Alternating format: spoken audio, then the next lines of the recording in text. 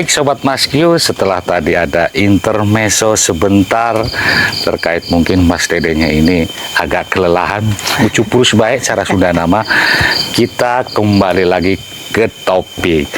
Tadi sudah diceritakan dua cerita yang wah pengalamannya luar biasa. Sekarang kita kembali lagi ke topik. Oke Mas Dede, mungkin bisa diceritakan kembali mungkin untuk yang ketiga, kayaknya lebih hot ini kayaknya. Monggo Mas Dede. Oke, Sobat Maskio, kita lanjut lagi ya. Di cerita yang ketiga ini ya ceritanya agak lumayan sedikit panjang ya. Masya Allah. Karena apa ya? Ya memang cerita itu yang paling unik atau paling menegangkan ya di antara cerita, karena ini bersangkutan dengan orang lain ya. Oke, kita mulai saja. Berarti kita awali waktu itu ya kurang lebih itu tahun 2017 ya. 17. Beberapa tahun yang lalu 2017, di kala itu musim kemarau kalau nggak salah. Bulan apa ya itu ya, sekitar bulan September atau Agustus ya.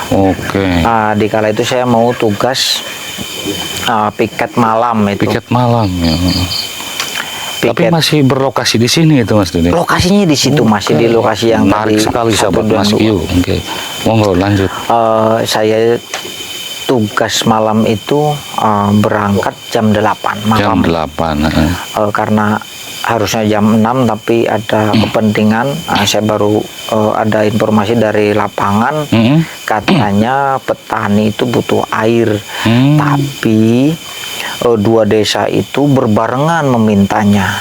Sedangkan di kami ada jadwal gilir air gitu loh ya. Memang saat itu mungkin kemarau agak panjang, lumayan panjang. Di situ kalau nggak salah ada 7 bulanan waktu itu. 7 bulan total kemarau, itu menginjak bulan kelima, sangat-sangat kurang air, terutama DI Cijalu, Kecamatan Majenang ya. Saya berangkat mengatasi masalah lapangan terkait air, dan ternyata betul di lokasi itu ada dua rombongan petani, yang satu dari Desa Mulyadadi, yang satu dari Desa Pakonjian, dan beserta kadesnya itu turun ketemu di Bendung Cijalu. Dan di situ lumayan mendegangkan kejadiannya, karena petani itu bawanya senjata tajam atau golok. Sajam. Sebetulnya golok itu bukan untuk perang, cuman mereka itu butuh untuk bendung air, mungkin nebas pohon pisang buat nyeket atau apa, atau gitu. Bahkan buka pohon pisang itu yang seketan itu. Sekitar jam 9 itu ketemu di lokasi Bendung Cijalu itu, dan kami sebagai petugas, selaku yang tuan rumah ya, penengah lah ya, kami hadir di tengah-tengah mereka supaya menjelaskan supaya karena ada jadwal, saya kasih jadwal, suruh baca, duduk bersama. Alhamdulillah di situ mereka mau mendengarkan. Akhirnya tidak ada terjadi ketegangan lah ya, hampir terjadi. Akhirnya kita bisa tengahi, kita lerai, dan itu lama prosesnya. Mungkin sekitar duduk bersama itu jam 10, kita kelar jam 11 atau 12-an lah. Baru selesai fix. Akhirnya air itu dibagi kedua belah pihak sedikit-sedikit. Kalau air itu cuma ada 400 meter per kubik, liter per betul 400 kubik atau liter per detik. Itu kami bagi dua, karena sama-sama sana pengen sini pengen. Tadinya harusnya itu gilir. Sepakat di situ malam itu bagi sana sini. Sepakatlah dua desa itu, dan alhamdulillah kami atur selesai bubar jam 12 malam. Dan memang di Kecamatan Majenang itu area persawahannya memang masih luas sih Mas Dede. Luas sekali, luas. Terus sampai Paujean, terus sampai kidul-kidul sana, saya lupa lah lokasinya. Memang luas sih. Luas. Gitu. Itu 1000 346 hektar kalau nggak salah. Masya. DI Cijalu saja ini. Sedangkan di sini ada 2 DI dan itu DI Cilemah 1 dan 2 DI Cijalu untuk sungai yang agak besar itu loh. Yang yaitu di atas 1000 hektar. Kalau Sungai Cilopadang hanya 200-an hektar lah. Oh iya iya. Jadi nggak begitu luas untuk Cilopadang. Nah, di saat itu setelah akhir ya tinggal kami petugas piket itu ada Pak Mantri pengairannya dengan 4 petugas di situ termasuk saya, juru bendung dan 1 teman lagi. Berhubung dirasa Udah clear sudah semua. clear dan aman, kurang lebih itu jam 1 kami memutuskan pulang lah di situ. Terus kemudian? Kami memutuskan pulang dan otomatis kan masing-masing dong. Oke ya. Saya kembali saja jam 1 dari Bendung Cijalu pulang. Nah, dan di situ jalur ini juga Udah sepi ya. sepi banget. Jam 1 lah secara. Dan itu juga bulan sudah terlihat itu terang, walaupun malam masih terlihat. Dan jalan satu-satunya yang enak dilewati, saya sempat ragu. Ada istilah Sempat berhenti dulu berarti ya? Apa enggak? bukan di jalan sih, berpikir di jalan berpikir aja. di jalan. Mau lewat jalur makam itu kan jalan putaran, mau lewat atas. Kalau jalur atas sama aja jelek lah, ketemunya juga ke situ. Saya hanya berdoa saja di sepanjang jalan itu, Bismillah, dan baca doa yang menurut saya sebisa-bisa saya lah. Akhirnya saya tetap nyampe jalur Jatinegara sini, Jatiluhur, saya ambil kiri, jalur makam. Dan di situ pun nggak ada rasa takut, nggak ada rasa apa-apa, biasa aja sebetulnya karena saya udah biasa lewat situ. Cuman kalau jam segitu baru jam segitu. Baru jam 1 lewat tengah malam itu baru. Dari lokasi yang tadi Mas Dede sebutin sampai ke sini itu kira-kira berapa menit itu Mas Dede? Karena itu suasana sepi malam hari, itu bisa 10 menit sampai jalur situ. Paling lambat sampai lokasi itu sekitar setengah 2-an lah ya. Ya, kalau dibikin dari jam 1 anggaplah 15 menit. Berarti 15 menit, Mas. Oh, 15 menit. Hanya 15 menit, nggak jauh kok. Karena sepi, beda dengan siang hari ramai. Kemarin bisa setengah jam bisa. Dan Karena lokasinya jauh. juga makam. Nah, kesininya pun kan nggak jelek-jelek amat, biasa aja. Lah masuklah di situ ya saya ke area makam, masih biasa. Dan perlengkapan saya itu seperti petani, sepatu blong, punya golok kecil juga saya bawa, bukan buat apa-apa, karena memang saya juga butuh kalau ada. Biasanya di lapangan itu ketempung pisang itu saya untuk ranting ataupun untuk apa betul, gitu motong kan. apa di situ Supaya perairan itu lancar kan. Nah, tujuannya itu saya bawa di sini. Jalan. Ketika masuk udah pertengahan area makam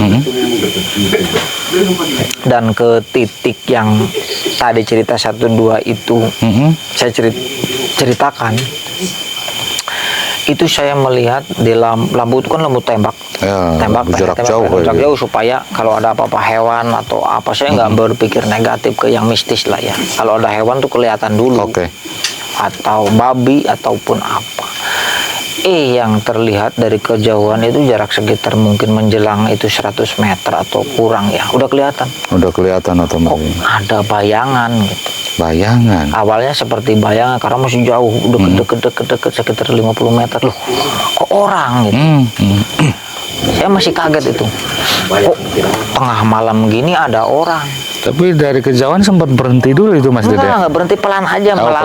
Dari banter itu pelan. Akhirnya kecepatan 20 kali ya? Sekitar segitu. Sekitar 20 bahkan 10 dan mendekat. Jelas ini orang, dan saya di situ gas itu turun dan saya ngeluarin pisau kecil yang segini. Takutnya itu atau maling gitu. Karena itu jelas orang. Cuman di sisi posisinya masih di antara sebelum kali itu dan orang itu sebelum kali. Saya pun sebelum kali waktu pertama terlihat itu.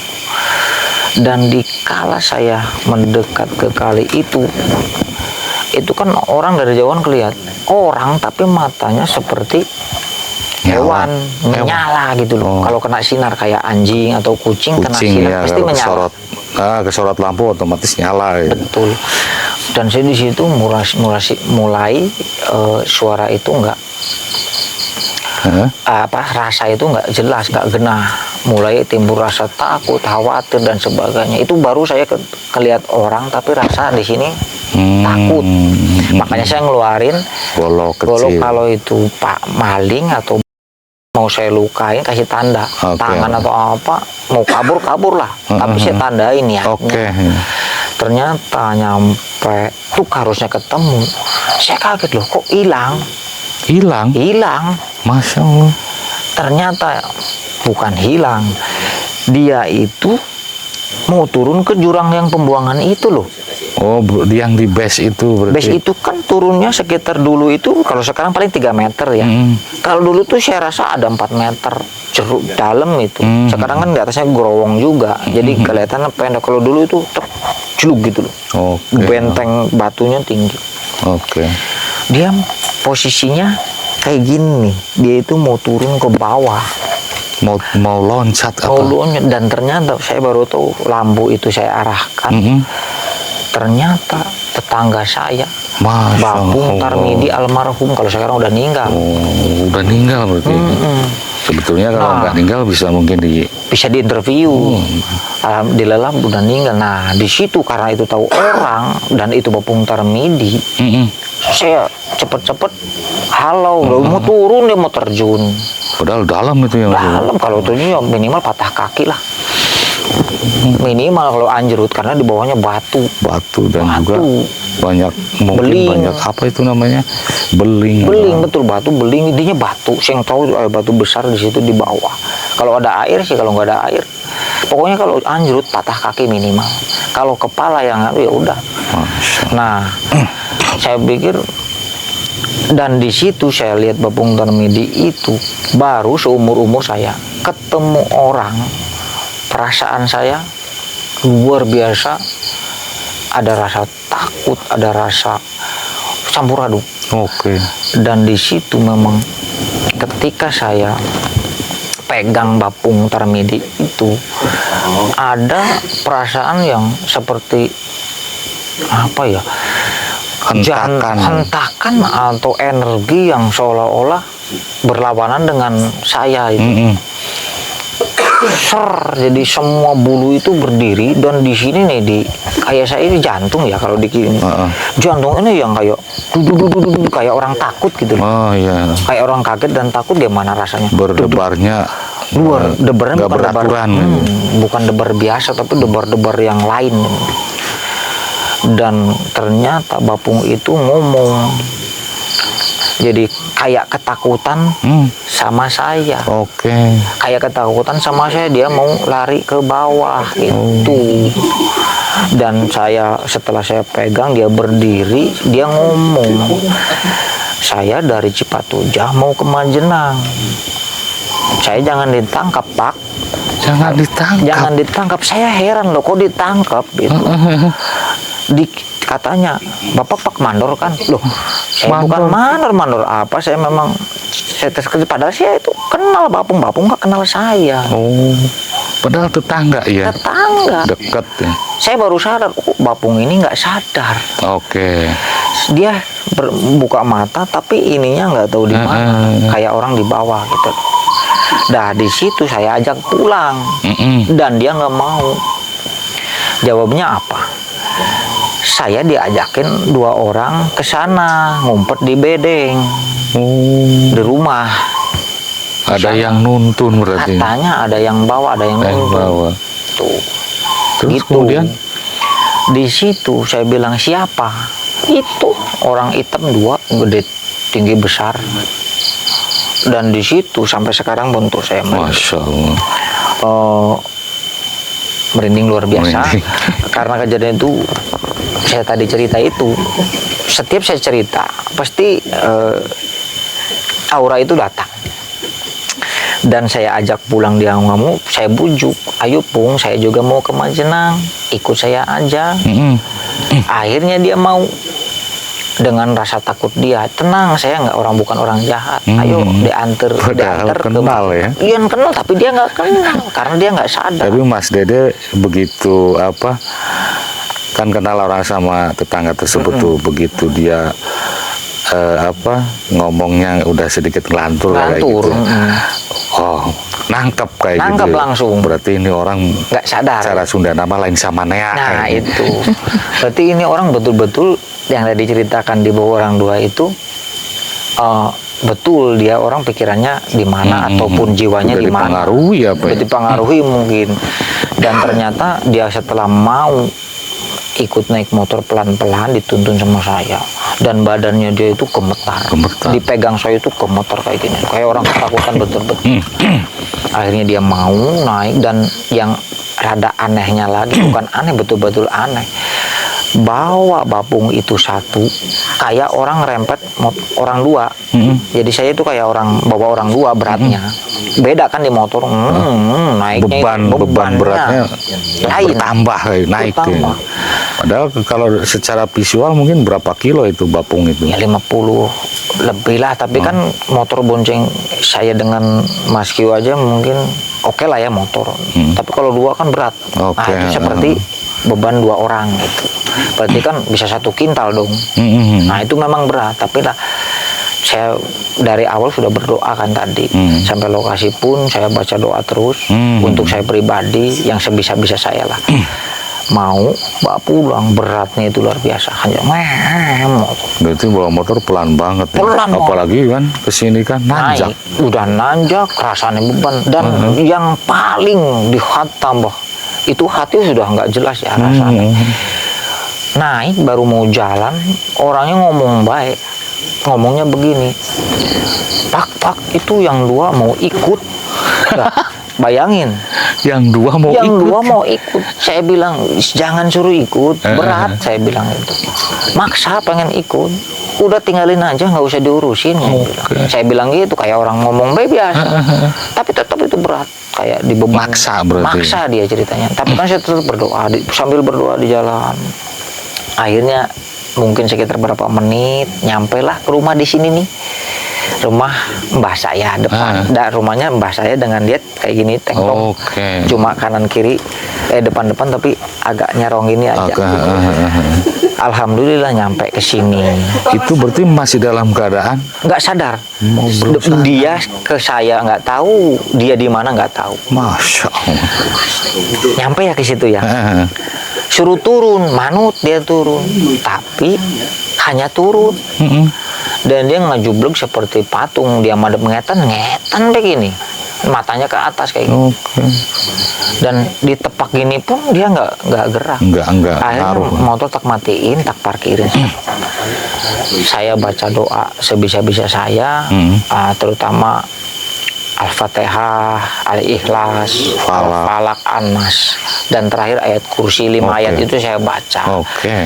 Alhamdulillah mungkin doa saya diijabah sama Allah Subhanahu wa Ta'ala. Saya usapkan ke muka dia, muka bapung itu, mbah itu, dan saya tiup ke telinganya. Bacanya kan deket telinga sambil berdoa. Terus saya usapkan ke mukanya. Alhamdulillah dia sadar. Di situ baru sadar kayak kaget gitu loh. Nah gitu, jalan sendiri, nggak ngomong apapun, tik di depan rumahnya dia kayak gini lagi nyampe ke atas. Akhirnya saya manggil anaknya, Waratiem, masih hidup orangnya, sebetulnya bisa diwawancara kalau saya, tapi dia juga lagi sakit. Masya Allah. Istrinya, istri bapung itu juga sudah meninggal. Tapi bisa ditanyakan sebetulnya betul nggak cerita si Dede gitu. Bisa diceritakan kalau ini karena masih ada yang orang hidup. Jam sekitar 1:30 lebih ya, jam 01.45 berarti saya nyampe lah di sini di rumah ini. Saya panggil anaknya yang perempuan, suruh manggil emboknya bangun, mbahnya yang perempuan bangun. Dan dia udah mulai sadar di situ, bisa buka pintu sendiri. Masuklah ke dalam. Tapi belum sadar penuh. Tapi Mas Dede juga ikut masuk gitu. Saya masuk karena setelah mengawasi gitu. Saya masuk, tetap saya kawal, dan dia terus masuk, saya di belakangnya masuk, dia langsung kayak gini nih, langsung Rek, Diem juga masih. Masih diam juga. Kemudian Bukan saya sok pinter atau apa ya, namanya kita ikhtiar doa kan nggak ada salahnya. iya betul. Saya minta air putih ke emboknya, wah, atau embok minta air putih segelas gede. Saya baca lagi, berulang lagi Al-Fatihah yang tadi 5 ayat Al-Ikhlas, itu, Al-Ikhlas, Al-Falaq, Al-Nas, dan ayat kursi. Baca lagi saya sampai berulang, kalau nggak salah 7 kali lah. 7 kali. 5 surat itu saya baca 7 kali, dan suruh saya minum ke Bapung Tarmidi Jenat itu.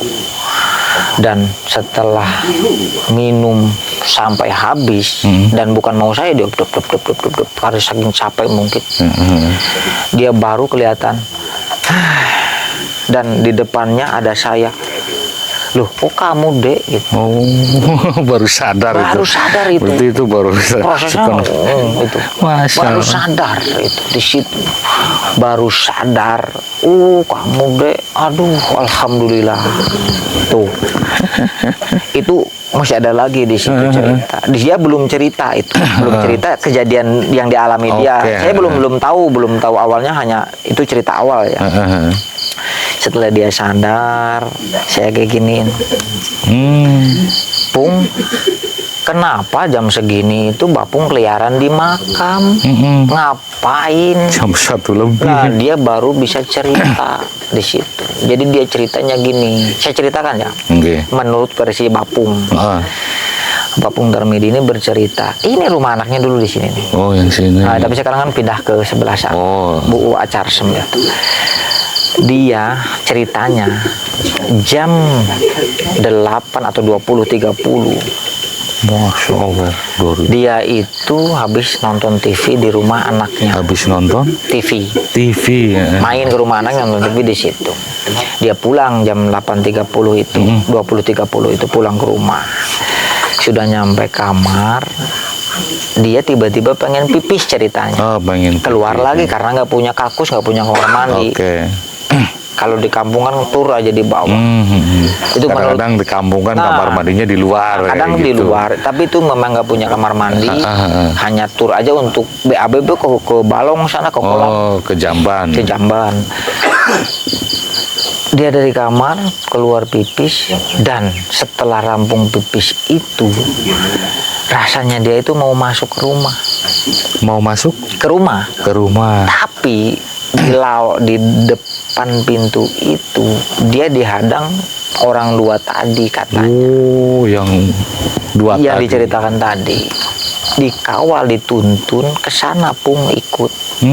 Itu kalau dia cerita, ingat ke belakang rumah tuh.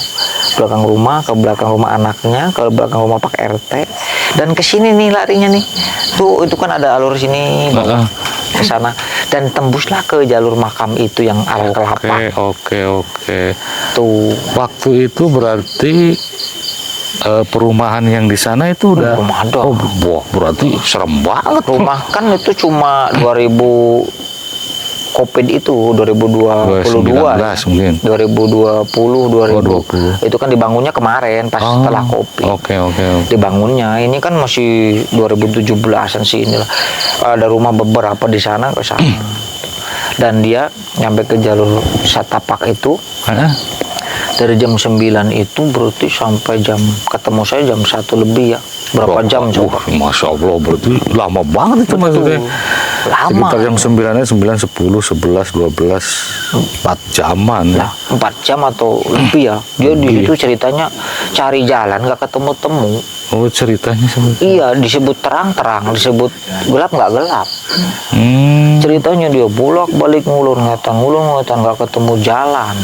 Itu tapi saat itu dia masih sadar, Mas Dede. Ya, sadar. Dari kan tadi cerita dari rumah sampai ke sini dia kan masih tahu tuh. Terus ke sana nggak sadarnya itu posisi. Jadi dia rasanya dia sadar, tapi yang ngajak itu yang 2 itu ke sini dituntun gitu loh. Barangkali bukan dituntun digandeng, tapi sini gitu bilangnya. Mungkin itu tadi disangkanya apa? mandor apa-apa itu tadi. Nah, kalau itu kan belum nyampe ketemu saya tuh. Heeh. Mungkin sekitar antara jam 1 dia katanya balik lagi ngetan ke tengah-tengah itu kan mau jalan ini, jalan yang putaran ini. Dua teras sharing itu dia jatuh. Gelutuk gitu. Sempat katanya. jatuh berarti. Dan jatuhnya ke jalan ini, ke jalan yang putaran sini. Oke. Jalan putaran sini jatuh lah, baru jalan ke arah Lebak tadi yang kali kecil itu. Kebetulan di saat itu saya itu datang. Nah, itu yang cerita ketemu itu, ceritanya dia itu bisanya ketemu saya kelihatan, mungkin harus ketemu saya juga. Oke. Kalau nggak ketemu saya nggak tahu Nggak ketemu tahu, atau ya. nggak. Karena itu namanya kalau di sini keselong. Gitu loh. Oke. Itu kalau bahasa di sini. Nah, akhirnya cerita tadi kembali ke cerita tadi kan. Ketemu saya di situ, dia takut karena yang ngomongnya itu tuh awas ada mandor, kamu mau ditangkap. Makanya dia mau sembunyi, mau terjun itu lantarannya. Dikira saya mandor katanya. Bapak mau ditangkap, sini suruh terjun. Bayangin itu. Nah, saya baru sadar. Dan anehnya lagi, sebelum menurut cerita Bapung Tarmidi, orang itu kan ngajak ayo umpetan ke bedeng mandor. Lah, sebelum dia terjun ada seseorang yang menghalangi dia, satu orang berbaju putih. Oke. Tuh mandor lah. Katanya mandor itu datang. Dia itu sebelum mau terjun itu ada yang menghalangi, seorang baju putih, jangan gitu. Jangan, tapi yang dua gini aja. Tapi ada yang menghalangi sebelum dipegang saya. Berarti itu katanya. ada 3 ya perwujudan Betul. itu. Katanya dia ada 3. Tapi itu sebelum dipegang saya udah di situ. Tapi kan dia kekeh. Sebelum saya tarik dia kan kekeh mau terjun, mau Tetap turun. mau terjun, itu kayak Pak. gini maksa kan. Itu karena saya tuh takut mandor, duanya ada yang menghalangi. Itu nggak tahu yang menghalangi itu dari pihak mana, pihak saya atau apa ya, kayak kita kurang tahu. Yang jelas dia dua hitam tinggi besar itu ada yang menghalangi berbarengan dengan saya datang. Oke, berarti. Nah, itu yang agak pokoknya menegangkan dari tadi cerita itu, yang dikala saya bertemu dengan Bapung, bertemu dengan Mbah Tarmidi itu, rasa ketemu manusia, ketemu orang tapi rasa takut. Itu kejadian seumur umur saya yang gitu. lain sekali suasana, auranya lain. Lain sekali. Jadi takutnya itu betul-betul Berarti kalau takut gitu. Oke.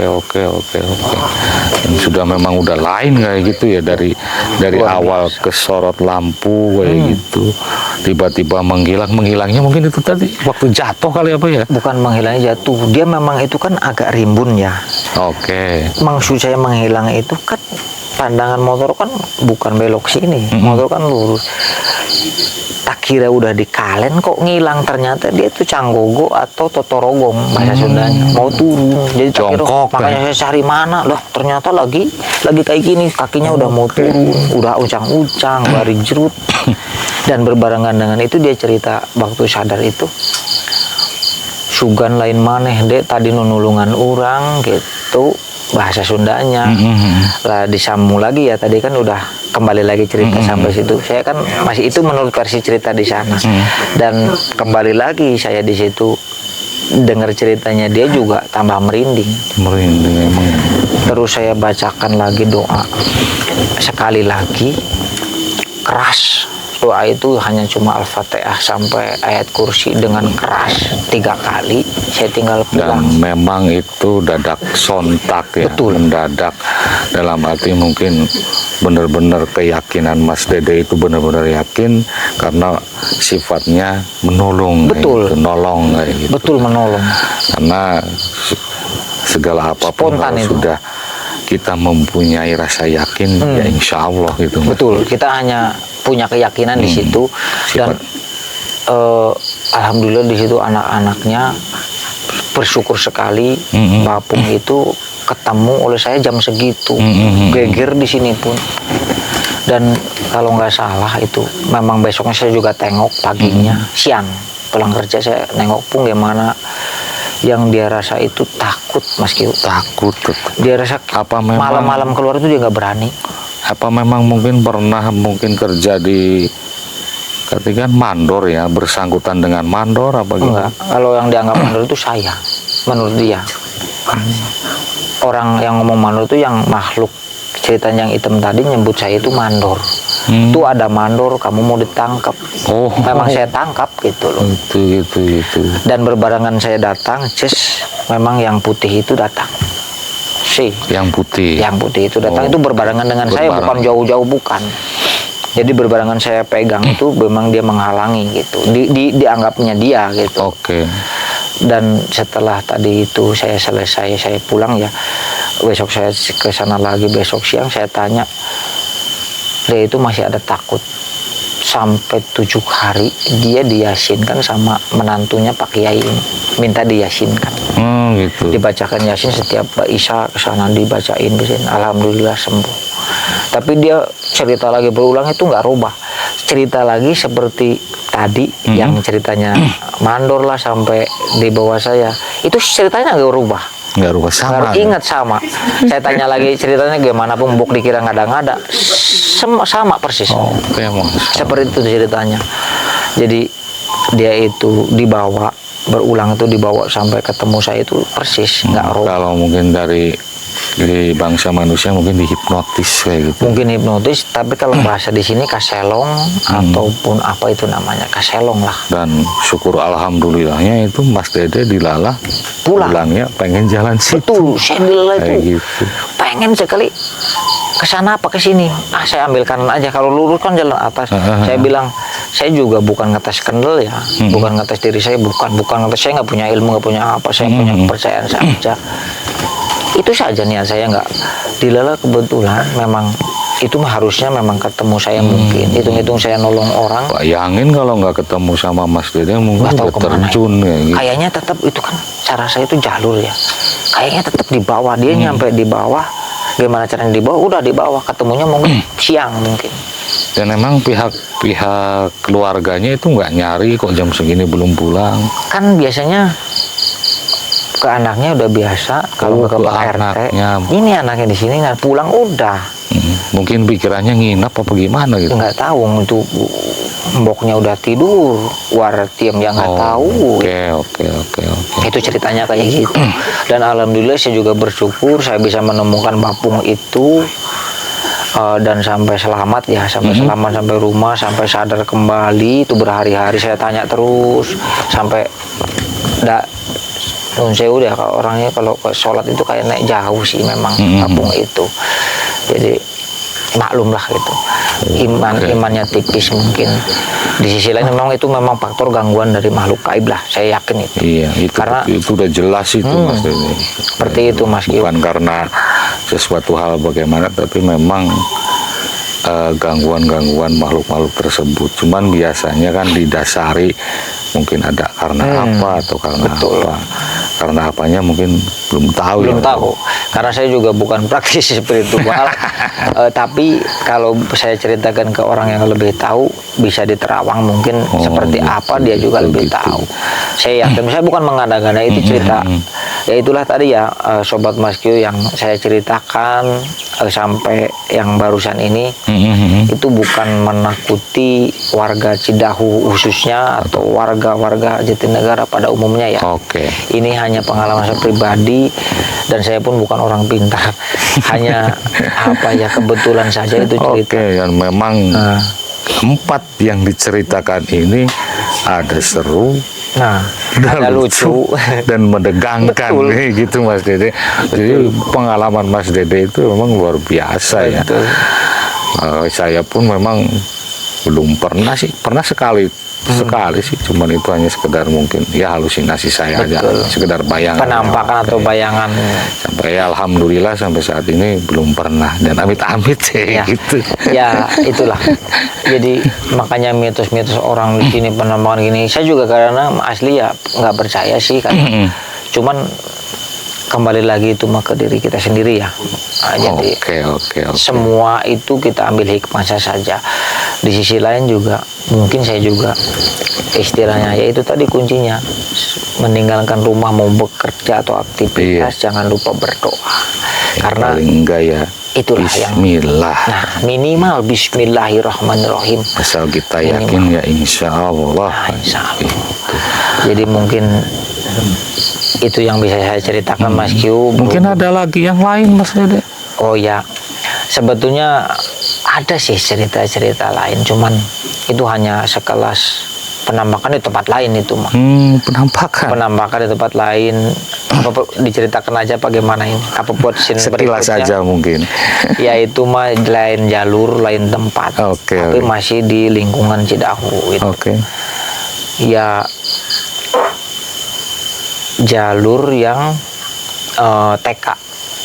TK berarti Jalan Raya Ke Pak Nasional. Kadus, Pak Kadus ke sini tapi maksudnya di TK. Provinsi bukan nasional. Provinsi itu sama masuk ke sini kan ada jalur yang tembusan musola tuh. Oke. Bang Riono tuh Pak Kadus. Nah,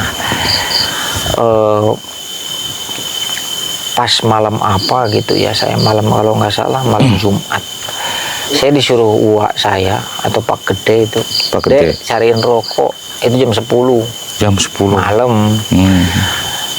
Mintanya, oke tak cari sama jauh warung itu di bawah sana dekat jalan raya di bawah. Mbah Samid itu mbah saya di sini yang jualan ya saya ke sana. Oke. Dilala nggak ada rokok sama dan saya yang di bawah itu rokok gak ada.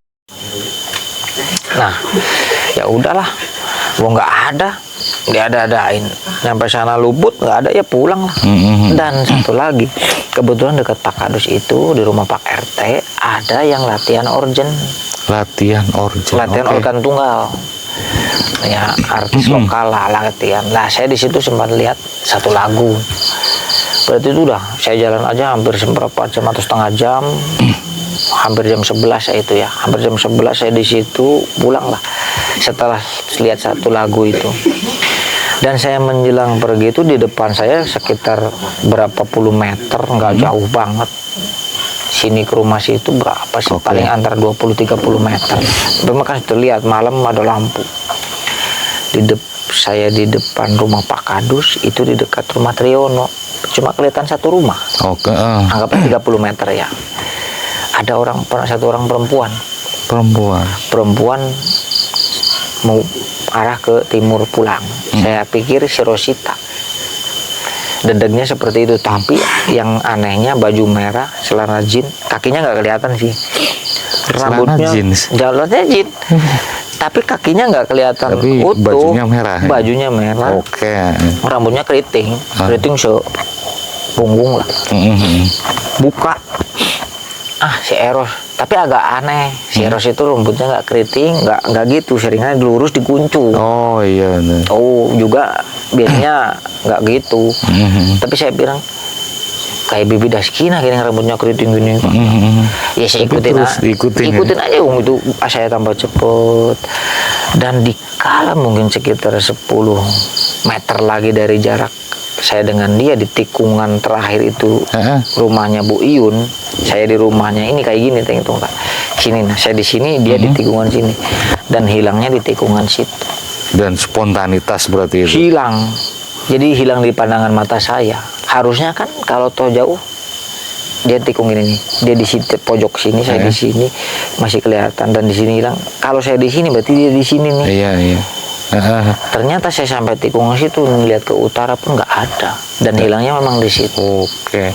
Atau mungkin tertutup pepohonan apa? Enggak, itu jalan itu masuk mobil. Jalan desa. Cuma sekarang kan hancur karena tanah gerak. Dulu itu kan jalan batu, mobil masuk. Rumah banyak. Situ rumah deretan Bepung Cumedi, Bepung Naryo, Bepung Samsudi, Mang Ukin, sebagainya banyak, warung ada, Bu Iyun, Bu Tuswi, banyak. Setelah itu Mas Dede gimana? Ya di situ kaget lah. Kaget juga. Lah ternyata yang saya ikutin itu bukan orang. Masya Allah. Betul, itu bukan orang. Ya sudah, mau gimana? Orang saya jalan aja. Tapi biasa aja Mas. Biasa aja sana. Tapi rasa mah merinding iya. Merinding sih iya, kaget sih loh. Ternyata bukan orang. Nggak sempet ditanya sih. Ya enggak, buru-buru nanya. Akhirnya pulang saya lengok. Mana deh rokoknya kata Uwa. Kambangan cerita nih ya nyampe. Gua lagi lek-lekan di situ di uak saya lagi lek-lekan di belakang rumah saya. Nggak dapet rokoknya. Nggak ada. Tapi saya nggak cerita apa-apa. Nggak cerita. Lebih baik dipendam sendiri supaya nggak nakut-nakutin kan. Tapi itu ada anehnya di situ. Itu ada efek ke saya. Betul. Paginya saya mau bangun susah. Di sini sakit luar biasa. Berat banget sih kepala. Ada efek di situ waktu itu memang. Efeknya mungkin. Tapi itu lebih lama dari cerita tadi. Itu saya masih bujang tanggung mungkin. Itu cerita malah pengalaman Mas Dede, Masya Allah. Banyak. Cuma itu waktu saya masih istilahnya apa ya, perempuan pun belum seneng gitu loh istilahnya, masih seneng main-main aja gitu, sama masih bujang tanggung lah, umur sekitar mungkin 17 tahunan lah. Itu kalau yang ini yang saya ceritain itu dulu. Jadi paginya itu yang anehnya ngefeknya tuh luar biasa. Efek kepala ini berat, pusing, sakit, dan kebetulan saya itu agak kalau di sini kesepuan lah ya, sedikit bisa lah.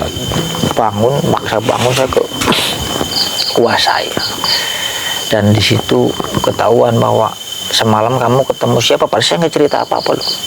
Semalam kamu ketemu siapa? Malah menanyakan. Iya, kenapa sih Pak? Minta rokok katanya. Minta rokok? Dah ya nggak ngomong. Masa cewek-cewek minta rokok gitu? Rokok bilangnya, katanya minta rokok, kamu diem baik.